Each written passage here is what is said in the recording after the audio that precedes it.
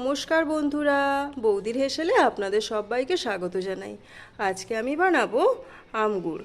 আর এই আমগুড় বানানোর জন্য আমি নিয়েছি 500 গ্রাম কাঁচা আম, 400 গ্রাম গুড়, লবণ, গোটা জিরে, শুকনো লঙ্কা আর ফোড়নের জন্য নিয়েছি তেজপাতা, 5 ফোড়ন, শুকনো লঙ্কা।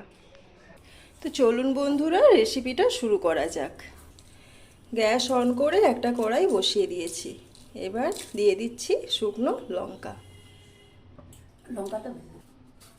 দিয়ে দিচ্ছি গোটা জিরে। এটা শুকনো কড়াই আমি ভেজে নেব।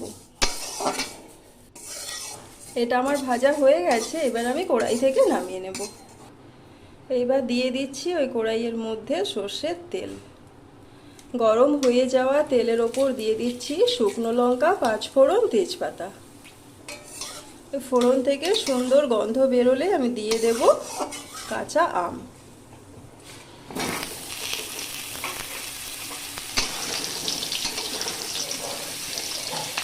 দু মিনিট নেড়ে নেওয়ার পর দিয়ে দিচ্ছি পরিমাণ মতো লবণ, দিয়ে দিচ্ছি হলুদ গুঁড়ো।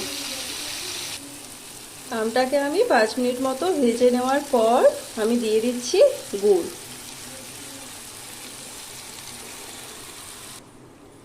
এটা ফুটুক, আমি ততক্ষণ এই জিরে আর শুকনো লঙ্কাটাকে শিলনোড়ায় গুঁড়ো করে নেব। গ্যাসের আঁচ কমিয়ে আমি 10 মিনিট ফুটিয়ে নিয়েছিলাম। এবার দেখুন এটা আমার হয়ে গেছে। আমি এবার গ্যাস বন্ধ করে দেব। গ্যাস বন্ধ করার পর আমি দিয়ে দিচ্ছি ভাজা মশলার গুঁড়ো।